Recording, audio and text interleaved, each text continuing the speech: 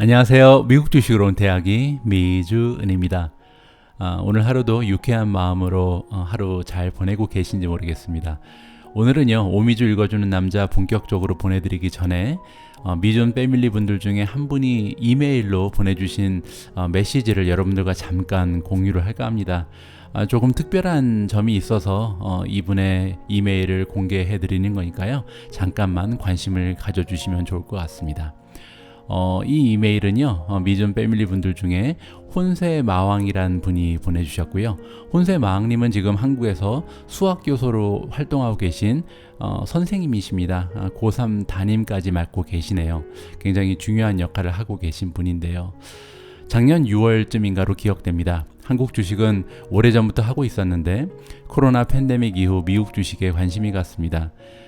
유튜브 이곳저곳을 다니다가 우연히 미주은을 발견했고 화려한 영상은 없지만 내용이 너무 알차고 진실되문 같아서 구독하게 되었습니다. 매일 올려지는 영상을 보는 재미가 있어서 노트에 필기까지 하면서 열심히 공부했습니다. 이후 학교에 계시는 선생님들 중 주식에 관심이 있는 선생님들과 함께 동호회를 만들었고 제가 리더로 슬기로운 개미생활이라는 비공개 모임을 운영하고 있습니다. 미국 주식을 하면서 알게 된 가장 큰 재미는 기업에 관한 공부였습니다. 세상에 제가 모르고 지나쳤던 기업들이 이렇게 가까이 있는 줄 미처 몰랐습니다. 미조님이 소개해주는 영상을 보면서 하는 감탄을 수십 번 하였고 더불어 투자의 기본 원칙도 지켜나갈 수 있게 되었습니다. 배당주로 1억을 투자 중인데 매월 50만원 정도 배당금이 통장에 들어오니 너무 재미있습니다. 성장주는 대부분 미조님이 소개해 주시는 종목 30개로 구성되어 있습니다. 올해 저희 교사 주식 연구의 교재로 2권을 선정하였는데 그중 한 권은 미조님이 집필한 교재입니다. 제가 리더라서 제 의견이 제일 중요하지만 그것보다는 읽어본 제 느낌은 투자에 대한 미조님의 철학이 너무 마음에 들었기 때문입니다. 그런데 뜻하지 않은 암 진단으로 지금은 병원에서 메일을 작성하고 있습니다. 초기라서 수술을 통해서 건강도 많이 회복하였고 다시 학교 복귀를 기다리고 있습니다. 학교에서 수업을 할 때 미주님이 알려주신 기업에 관해서 학생들에게 많이 이야기해 주었습니다. 마치 제가 안 것처럼 이야기를 하면 아이들은 감탄의 눈으로 저를 바라보곤 했습니다. 미국 주식으로 알게 된 미주님이지만 개인적으로 삶을 바라보는 시선과 철학에서 많은 것을 배웁니다. 그래서 고맙고 소중한 분입니다. 언제일지 모르지만 인연이 만남이란 깜짝 선물을 해주면 좋겠습니다. 그때까지 건강하세요. 지금 같이 보신 것처럼 혼세 마왕님께서는 투병 중이시죠. 암하고 싸움을 하고 계신데요. 다행인 것은 암 초기에 발견을 하셔서 지금 완쾌를 향해서 달려가고 계신 것 같습니다. 아무쪼록 혼세마왕님 빨리 완쾌하셔서요. 학생들이 기다리고 있는 학교로 하루빨리 돌아가셨으면 좋겠습니다. 주식 투자는요, 이렇게 다른 우리 다음 세대와 우리 기성 세대를 이어주는 다리 역할도 해주는 것 같습니다. 선생님께서 기업 공부 열심히 하셔서 그런 내용을 학생들하고 나누면서 학생들의 그 감탄의 눈길을 받을 수 있다는 점에 저도 굉장히 흐뭇함을 느낍니다. 저도 또 우리 아이들이 지금 자라고 있으니까요. 열심히 공부해서 나중에 우리 아이들이 살아갈 세상을 저도 이해할 수 있을 만큼의 눈높이를 가질 수 있는 그런 기성세대가 됐으면 하는 그런 바람이 있습니다. 아무쪼록 선생님 빨리 완쾌하셔서요. 건강한 마음, 건강한 신체로 복귀하시는 날을 기대하도록 하겠습니다. 오늘 보내주신 소중한 이메일 정말 잘 받았습니다. 고맙습니다. 자, 그러면 오늘 혼세마왕님께서 보내주신 이메일로 좀 힘을 많이 받아서요. 또 에너지 넘치는 방송을 진행해 보도록 하겠습니다. 자, 그러면 4월 20일 오늘의 미국 주식 뉴스 방송 바로 시작합니다.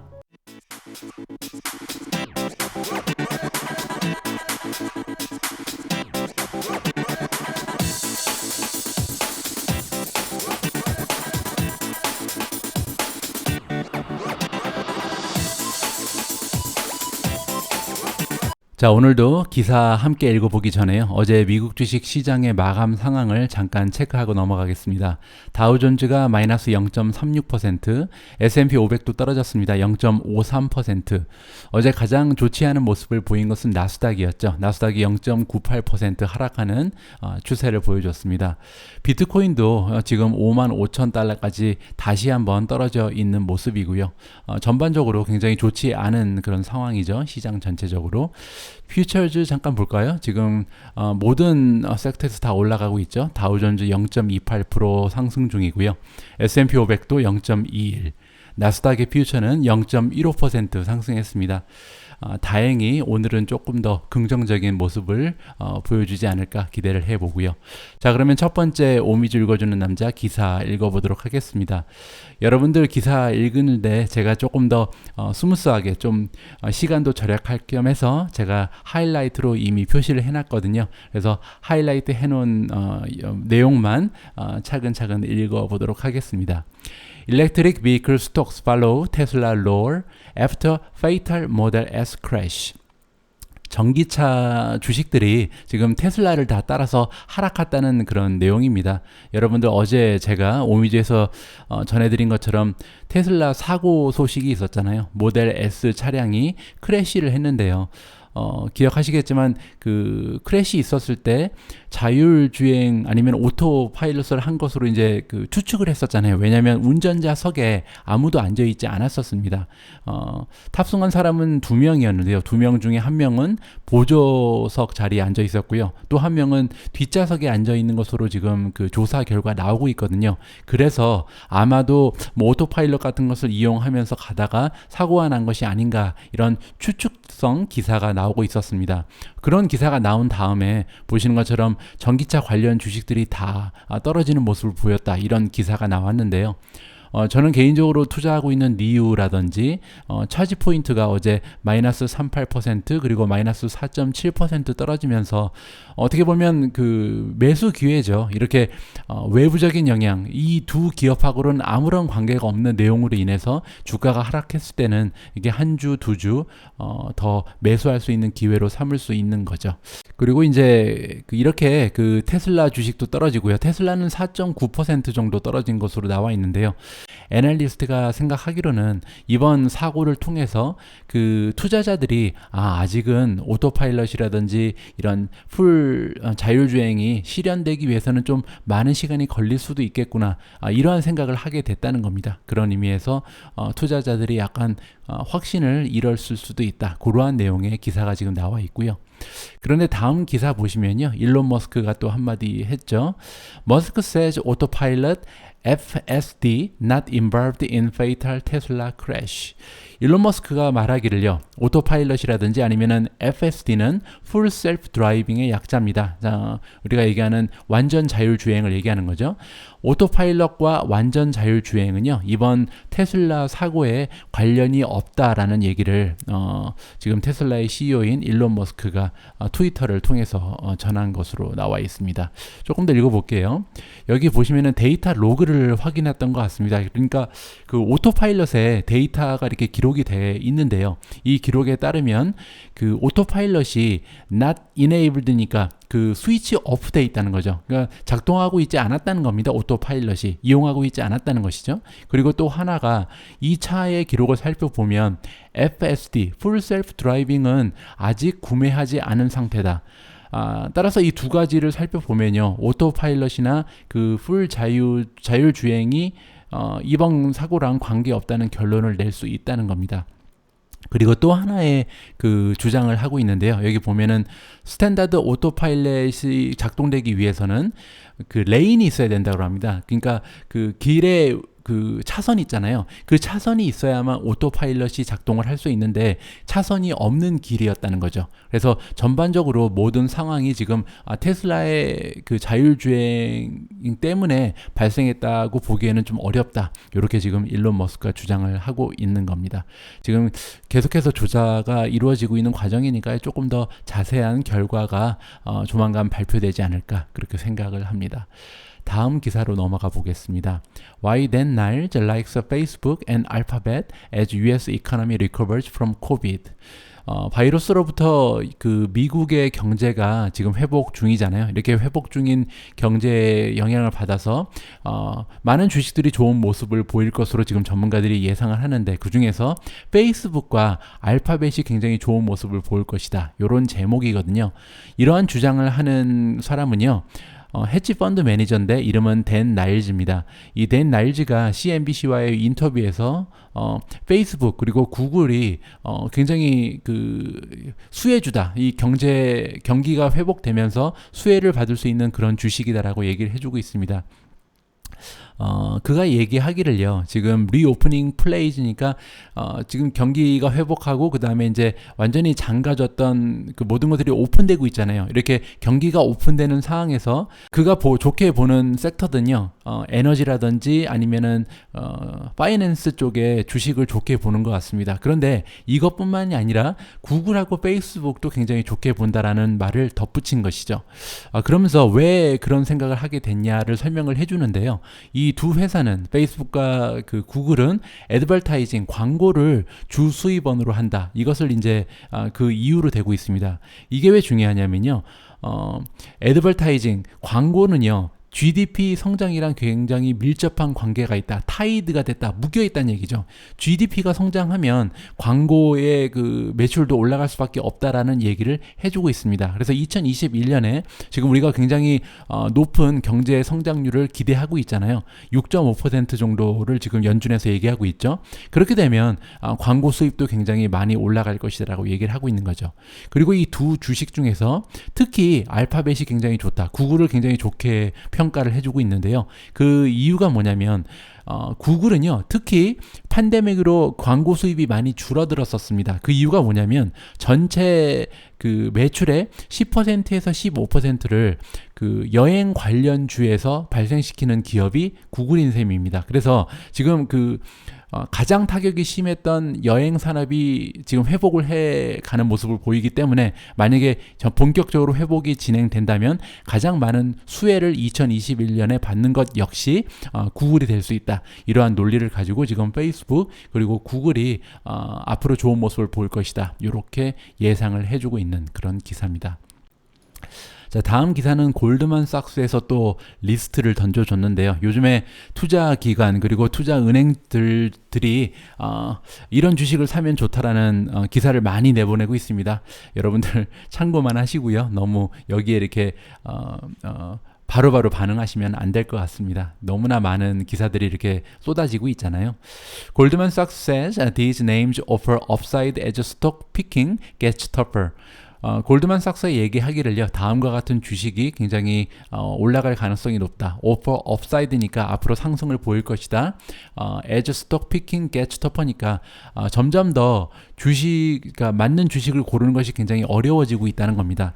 2020년 작년 같은 경우는요, 뭐 그냥 주식을 샀다 하면 올라가는 그런 추세였잖아요. 전반적으로 같이 올라가고 같이 떨어지는 그런 추세였죠. 근데 2021년에 주식들의 모습을 보면 올라가는 건 또 잘 올라가고 떨어지는 거는 계속해서 떨어지는 모습을 보여주고 있어서, 앞으로는 어떤 주식을 매수하고 매도하느냐가 굉장히 중요한 수익의 관건이 될 수 있다, 이런 얘기를 해주고 있거든요. 그러면서 이제 골드만삭스에서 주식을 선택하는 방법을 좀 설명을 해줬는데요.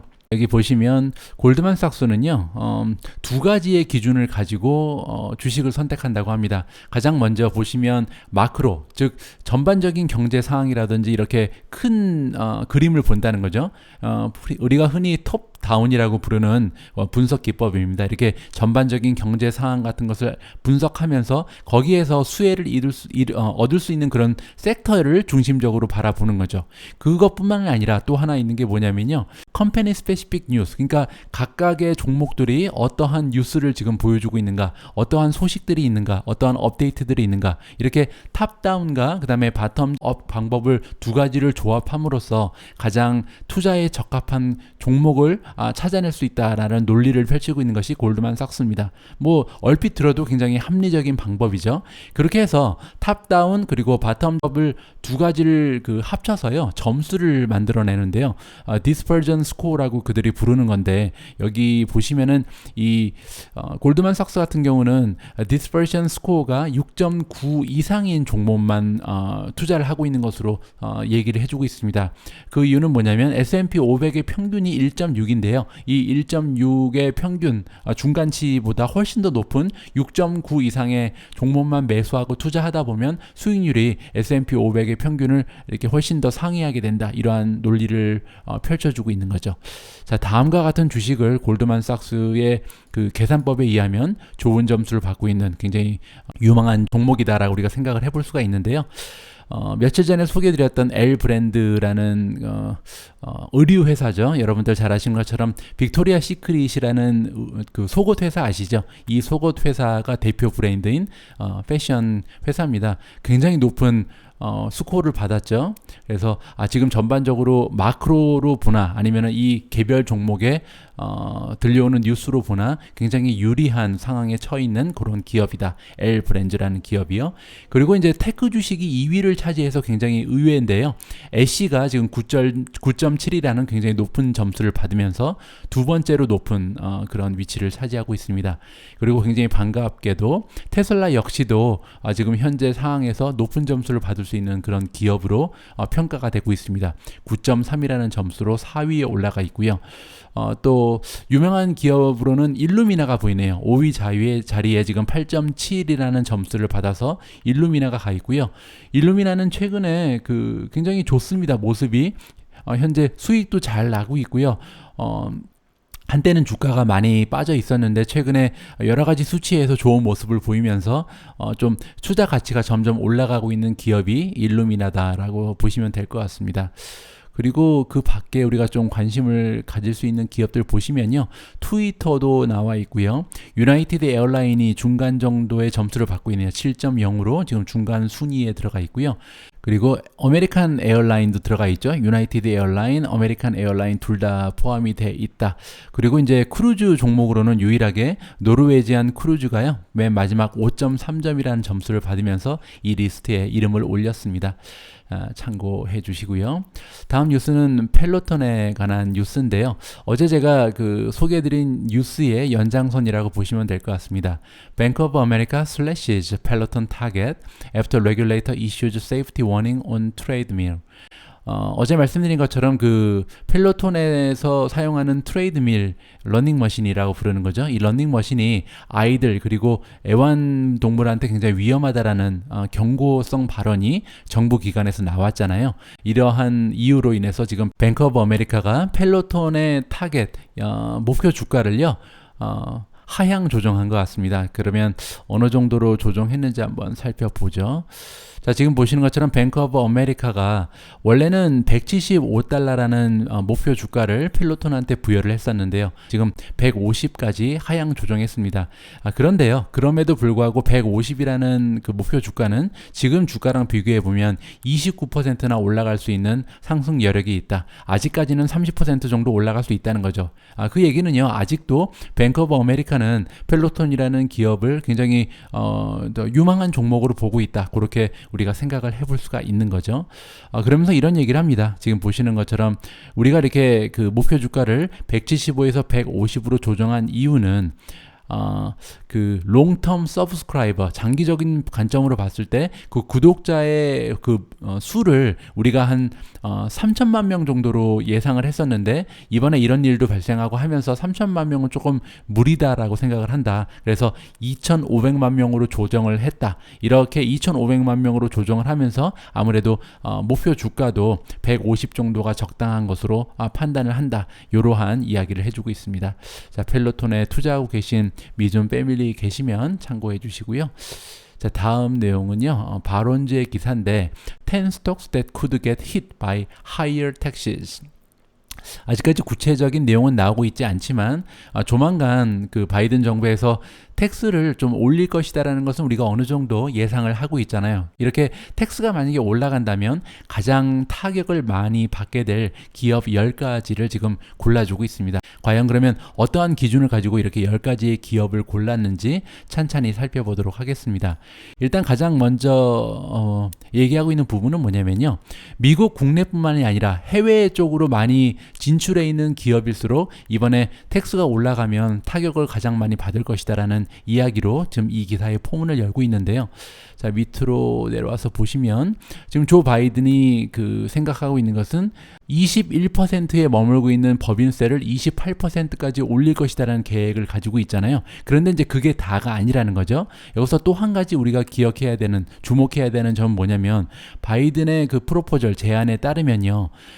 글로벌 인텐저블 로 텍시즈 인컴이니까 해외에서 벌어들이는 그 매출에 관한 세금, 이게 지금 굉장히 낮게 책정이 돼 있다고 합니다. 이렇게 낮게 책정돼 있는 해외 매출에 관한 부분을 굉장히 많이 올릴 것이라고 예상을 해야 된다는 겁니다.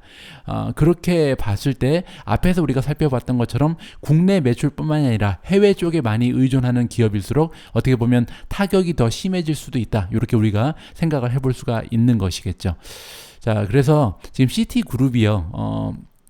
전체 매출 중에 30% 이상을 글로벌 마켓에서 벌어들이는 그런 기업들을 리스트업을 해준 것 같습니다. 그래서 다음과 같은 기업들이 나와 있는데요. 총 10개의 기업을 뽑았습니다.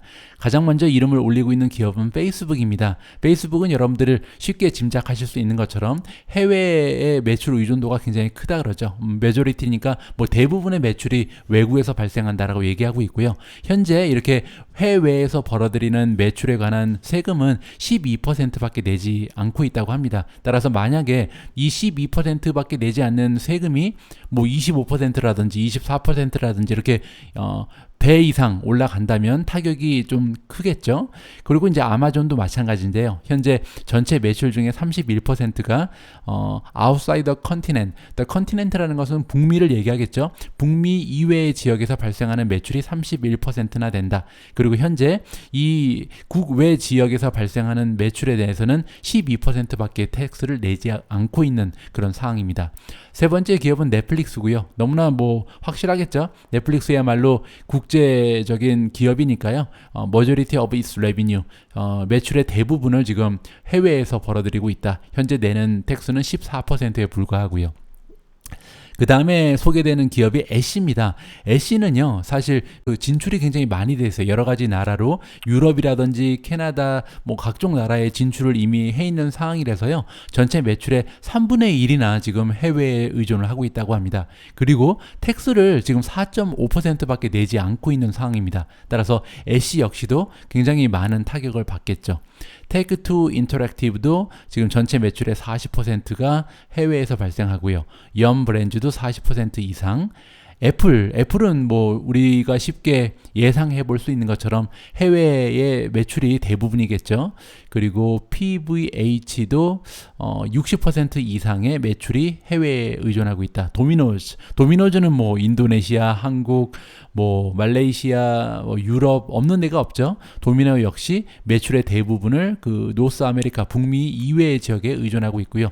나이키 뭐 말할 필요도 없겠죠. 전체 매출의 60% 이상을 해외에 의존하고 있다. 자, 그래서 이렇게 10개의 종목이 소개가 됐습니다. 이렇게 10개의 종목은 만약에 바이든 정부에서 세금을 좀 많이 올리게 되면 타격이 좀 심할 것이다. 최근에 나오는 뉴스에 의하면요, 바이든이 최초에 제안했던 것처럼 28%까지는 가지 않을 가능성이 좀 높아지고 있습니다. 어느 정도 협상을 통해서 뭐 24%라든지 25%라든지 중간에서 좀 이렇게 컴프로마이즈 할 가능성이 있다라는 기사가 요즘에 좀 나오고 있고요. 자, 다음 뉴스는 애플에 관한 것입니다. Apple is likely to boost the dividend stock buyback plan. 디비던드는 배당금이죠. 그리고 스톡 바이백은요, 이렇게 다시 사들이는 거잖아요. 그래서 자사주 매입을 얘기합니다. 그래서 배당과 자사주 매입은 기업이 주주 환원을 하는 두 가지 방법이잖아요. 그리고 애플은 이 두 가지 방법을 통해서 주주 환원을 굉장히 잘하는 최고의 투자 기업으로 잘 알려져 있습니다. 그래서 이렇게 애플이 시가총액이 전 세계 기업에서 1위가 될 수 있었던 하나의 이유가 되고 있고요. 보시는 것처럼 애플이 지금 그 스탁홀더들한테 주주 환원을 더 많이 하기 위해서 지금 준비를 하고 있다라는 제목의 기사인데요. 웰스파고 애널리스트인 아론 레이커즈라는 사람이 쓴 기사입니다. 뭐 어디에서 정보를 받은지 모르겠지만 어떤 식으로 얘기하고 있냐면요. 이번에 분기 보고 발표하잖아요. 4월 28일 날 어닝 발표를 하면서 아마도 디비던드 배당도 높여줄 것이고 그 다음에 자사주 매입에 대한 발표도 있을 것이라고 얘기를 해주고 있습니다. 일단 배당 같은 경우는요.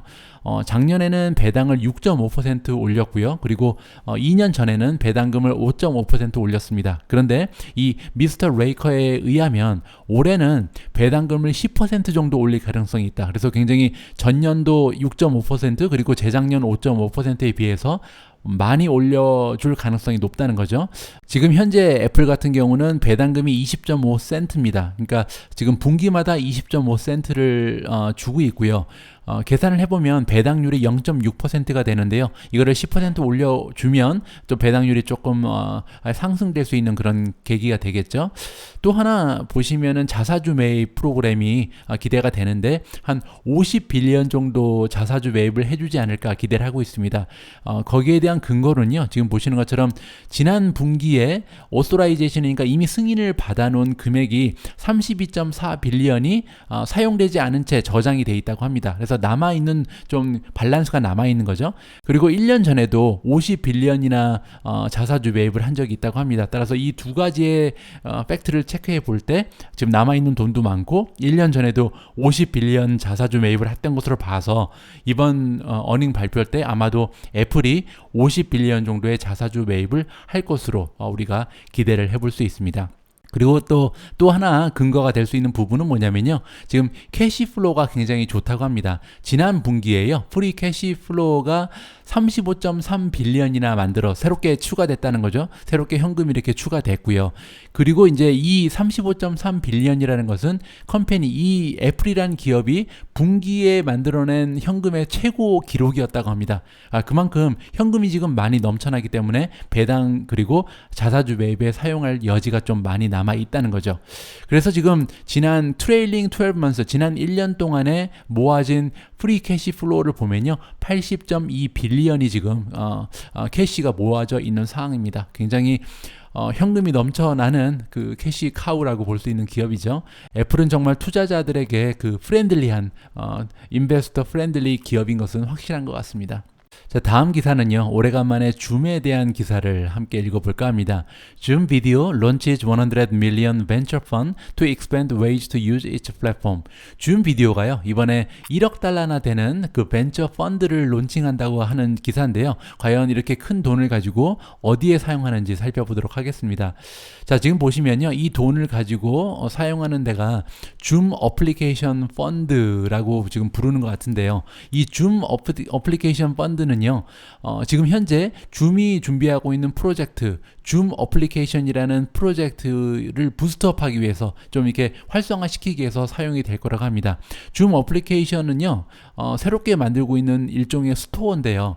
줌에 들어가서 이렇게 여러 가지 어플리케이션을 바로 사용할 수 있게끔 뭐 보내줄 수도 있고 그리고 줌 비디오랑 함께 이렇게 실현시킬 수 있는 그런 시스템을 지금 준비하고 있다고 합니다. 그래서 기존에 우리가 잘 알고 있는 애플리케이션 말고도 새롭게 개발자들이 참여해서 새로운 애플리케이션을 줌에 장착할 수 있는 이런 기회가 주어지는데 여기 나와 있는 1억 달러라는 것은 새로운 벤처 기업들이 들어와서 새로운 애플리케이션을 만드는데 사용될 수 있는 보조 자금이라고 우리가 보면 되겠죠. 지금 우리가 살펴보고 있는 줌 애플리케이션 스토어 같은 경우는요. 지금까지 24개 기업들이 들어와 있다고 하고요. 그런데 아직까지 론칭은 되지 않고 있고요. 이 론칭이 이번 여름부터 가능할 것이다 라고 기사에는 써 있습니다. 제가 줌에 한번 들어가 봤는데요. 여기 커밍 순 금방 옵니다. 이번 여름 되면 오겠죠. 줌 애플리케이션에 대해서 조금 설명이 있는데 지금 보시는 것처럼 줌에 우리가 들어가서 화상으로 이제 미팅 같은 걸 하면서 여러 가지 애플리케이션을 주고 받거나 아니면은 화면에 띄워서 바로 줌 미팅에 사용할 수가 있는 그런 기능이 추가가 되는 겁니다. 현재 그 들어와 있는 애플리케이션이 꽤 됩니다. 보시면은 여러분들이 알고 계신 애플리케이션 뭐 드랍박스라든지 뭐 허브스포트 뭐 여러 가지 보이죠. 슬랙이라든지 세일즈포스도 보이고요. 서비스나우 여러 가지 굉장히 큰 기업들도 이미 그 협업을 진행하고 있는 것 같습니다. 뭐 간단한 예로 카웃 같은 경우 여러분들 카웃이라는 애플리케이션 사용하시는지 모르겠는데요. 만약에 내가 온라인 줌을 통해서 온라인 강의를 하고 있어요. 그리고 이 온라인 강의를 예를 들어서 1000명의 학생들이 듣고 있는데 이 1000명들의 학생들 중에서 어떠한 학생들이 가장 이해도가 높은지 퀴즈를 통해서 이렇게 좀 상을 주고 싶다고 가정을 해볼게요. 그러면 이제 줌을 진행하다가 문제를 뭐 20개 정도 줄 수가 있겠죠. 이렇게 갑자기 테스트를 할 때 카웃이라는 애플리케이션을 사용할 수가 있습니다. 카웃을 통해서 그 퀴즈쇼 같은 거를 진행할 수 있거든요. 이렇게 재미있는 방식으로 온라인 강의를 하다가 카웃의 그 도움을 받아서 바로 즉석 테스트를 해볼 수 있는 이런 협업이 가능하다는 거죠. 그러한 의미에서 줌의 지금 노력이 굉장히 실현된다면 많은 기업 가치의 상승을 볼 수 있지 않을까 저는 개인적으로 생각을 하고 있습니다.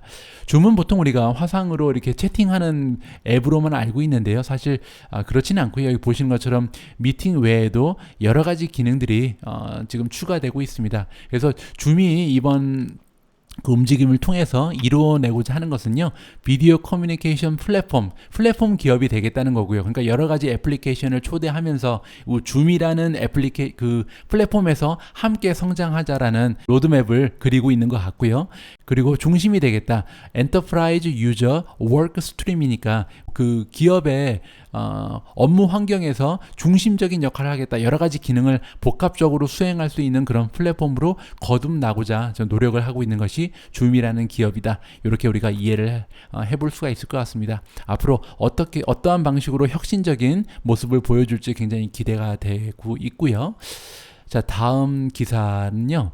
크레이머가 제시해주는 지금 바이 더 딥 캔디데이츠니까 주가가 많이 떨어져 있는 상태이기 때문에 지금 매수 기회다. 크레이머가 던져주는 매수 기회 종목들을 한번 정리를 해주고 있습니다. 크레이머는 여러분들 이분이거든요. 머니쇼라는 주식 투자 전문 방송을 하는 그런 사람이고요.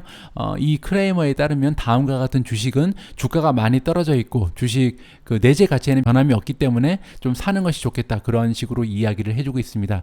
자, 첫 번째는 퀀텀 스케이프고요. 퀀텀 스케이프 같은 경우는 지난주에 22.39%가 빠졌고요. 한 달 동안은 무려 37%가 넘게 하락폭을 보이고 있습니다. 그리고 이제 크레이머가 얘기하는 것은요. 숏셀러 그 공매도 때문에 빠진 거기 때문에 사실 기업 자체에는 문제가 없다는 거죠. 공매도 때문에 떨어졌기 때문에 지금이 매수 찬스다. 플러그 파워 같은 경우는 15.67%가 일주 동안 떨어졌고요. 한 달 동안 무려 36%가 하락했습니다. 이 플러그 파워에 대해서는 제가 예전에 뉴스를 통해서 알려드렸죠. 회계가 지금 뭐 조작된 것이 아니냐 이러한 의심을 받고 있고요. 이 어카운팅 상에 문제가 발생했기 때문에 저는 개인적으로 전량 매도를 했고요. 세 번째 디스커버리 같은 경우는 아르케고스 그 사태에 연루가 된 그런 기업입니다. 그래서 보시면은 한 주 동안 11% 그리고 한 달 동안은 50%가 넘게 하락을 한 그런 종목이고요. 핀터레스트가 한 주 동안 많이 빠졌죠. 10.82%가 빠졌는데 핀터레스트는 아무 일이 없습니다. 그냥 빠진 이유가 뭐냐면요. 지지난주에 너무 많이 올랐기 때문에 프리비어스 위크에 탑 라이저 걔가 가장 많이 주가가 상승한 종목이었기 때문에 지난주에 빠졌다. 2주 전에 너무 많이 올라갔으니까 저번주에 빠졌다 이런 논리고요. 따라서 뭐 매수 기회라고 봐야겠죠. 엑스펜 같은 경우는 지난주에 10.35% 떨어졌고 한 달 동안은 14% 가까이 하락을 했습니다. 엑스펜 같은 경우도 뭐 별다른 악재는 없고요. 오히려 호재만 발생을 했습니다. 수요일 날 엑스펜 P5 스마트 세단이 발표가 되었죠. 데뷔를 했는데요. 자, 엑스펜에 따르면요. 이 엑스펜 P5 스마트 세단은 세계 최초로 라이다 테크놀로지를 장착한 가장 그 대량 생산되고 있는 전기차다. 이렇게 수수료를 지켜 세우고 있습니다. 여섯 번째 주식은 카니발이고요. 카니발은 지난주에 7.75%가 하락을 했네요. 카니발의 하락 이유로 지금 들고 있는 것은 J&J가 지금 백신이 문제가 생겼잖아요. 그래서 지금 현재 보급이 안 되고 있는 상황인데 이런 식으로 좀 카니발 같은 경우는 빨리 그 백신이 보급이 돼서 좀 운항 재개가 되는 게 가장 중요하잖아요. 그래서 운항 재개가 조금씩 보류될수록 연기될수록 카니발 같은 주식한테는 굉장히 커다란 타격이 되기 때문에 지난 한 주 동안 8% 가까운 하락을 보였다. 이렇게 생각을 하시면 될 것 같고요. 진로우는 마이너스 7.24%가 빠졌는데요. 이렇게 한 주 동안 7% 이상 빠져버린 이유는 구체적으로 없습니다. 그냥 빠진 거죠. 성장주였기 때문에 빠진 거고요. 그리고 지금 짐 크레이머가 얘기하고 있는 것은 뭐냐면 얼반 엑소더스는 계속될 것이다. 얼반 엑소더스는 뭐냐면요. 시내를 빠져나가는 겁니다. 도시에서 빠져나가서 교외로 빠져나가는 현상. 미국에 계신 분들이 좀 이렇게 말씀을 하시는데 도시에서 그 교외로 빠져나가는 현상이 굉장히 뚜렷하게 관찰이 되고 있다고 합니다. 이렇게 사람들이 계속해서 이사를 많이 가는 상황이 연출이 되면 아무래도 홈빌더라든지 아니면은 진로 같은 온라인 부동산 회사한테는 호재로 작용을 하겠죠. 자, 8위는요 스테이트 스트릿이고요. 일주일 동안 7% 빠졌습니다. 9위에 랭크된 주식은요 드래프트 킹입니다. 지난 한 주 동안 7%가 빠졌고요. 한 달 동안은 무려 13.64%가 빠졌습니다. 하지만 드래프트 킹 역시도 악재는커녕 호재가 있었죠. 호재는 뭐였냐면요 내셔널 풋볼 리그의 오피셜 베팅 파트너로 선정이 됐습니다. 그러니까 공식적인 도박 파트너로 선정이 됐다는 거죠. 이제 그 내셔널 풋볼 리그를 보면서 이제 돈을 거시는 분들을 상대로 비즈니스를 할 수 있는 공식적인 파트너가 됐다. 이렇게 이해를 하시면 될 것 같고요. 마지막으로 선정된 주식은요 팔렌티아입니다. 한국 분들도 굉장히 투자를 많이 하고 계신 그런 종목이죠. 저번 주에 마이너스 6.3%, 한 달 동안 12.26%가 빠졌는데요. 아무 일도 없었습니다. 그냥 매수 찬스라고 보시면 될 것 같습니다. 자, 다음 마지막 기사를 읽어드리겠습니다. 마지막 기사는요, 엔비디아에 관한 기사입니다.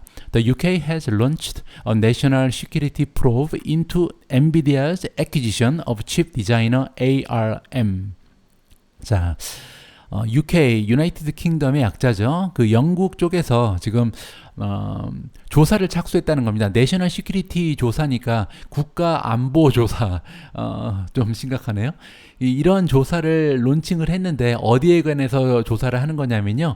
이 암이라는 회사를 엔비디아가 사는 거에 대해서 조사를 한다고 합니다. 뭐 내셔널 시큐리티 프로브라 그러니까 좀 거창하게 느껴지는데요. 독점인지 아닌지 뭐 이런 것을 보는 것 같습니다.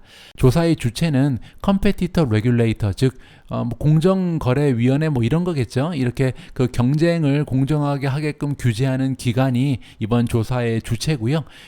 이들은 레포트를 작성해서 제출해야 된다고 합니다. 7월 30일까지 제출을 하게끔 돼 있습니다.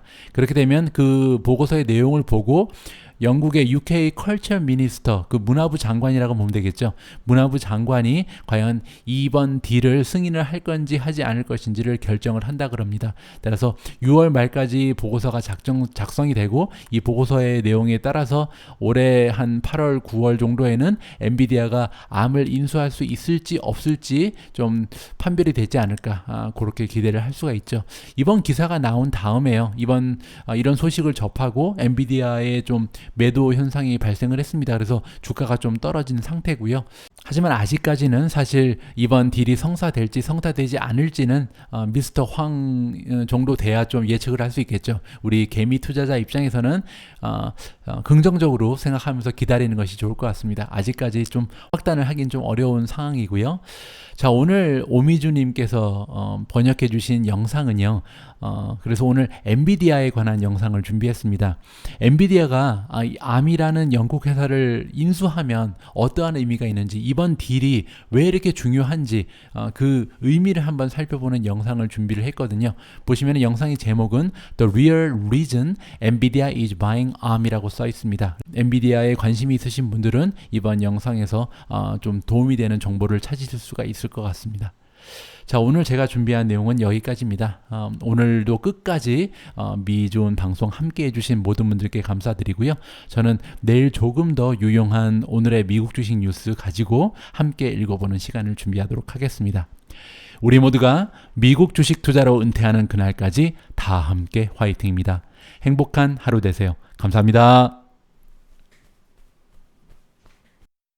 Today, in case you missed it, the real reason NVIDIA is buying ARM Holdings from SoftBank.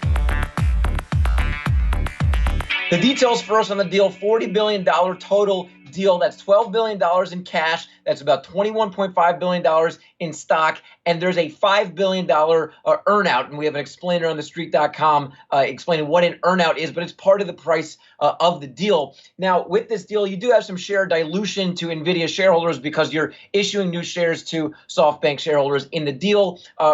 Most analysts are expecting a little bit of earnings accretion immediately, near term for sure. Long term, we're going to get there in terms of why. But this is long term. Now, there are some caveats to this deal where you go, why is NVIDIA making this deal? It gets them exposed to smartphones. Okay, they're paying 20 times sales roughly for ARM Holdings, revenue annually of a little less than $2 billion. And you have slowing growth at ARM. About 80 to 90% of ARM's total revenue is derived from their smartphone chip business. And that is, smartphones is really not a growth category anymore. About 12%, less than 12% of revenue actually is from data center, which is a growth market. Now, Jensen Huang, the very visionary founder and CEO, told analysts, and one analyst that I spoke to, that, hey, we think that the infrastructure, technologically speaking, for the data center is about to change drastically. A lot of people, that's the kind of thing technological a lot of people can't see, but somebody like Jensen Huang can see. And therefore, we want to create the best chip. We think that ARM Holdings can grow in the data center incredibly well. It won't be less than 12% of revenue. One day it'll be a much bigger portion of their total revenue because they're going to grow in that market really nicely. And what NVIDIA doesn't want to do is just own the license to the technology that they need to make for some of these data center chips. They want to own the entire ecosystem, and they can bring their tech capabilities to what ARM already has in store, and they can combine that and create an incredibly powerful chip and take market share in data center long term, which is a real growth market. So this is a long-term sort of visionary and highly strategic deal where NVIDIA wants to get out in front of some trends they're seeing in the data center business. Stick with me in case you missed it.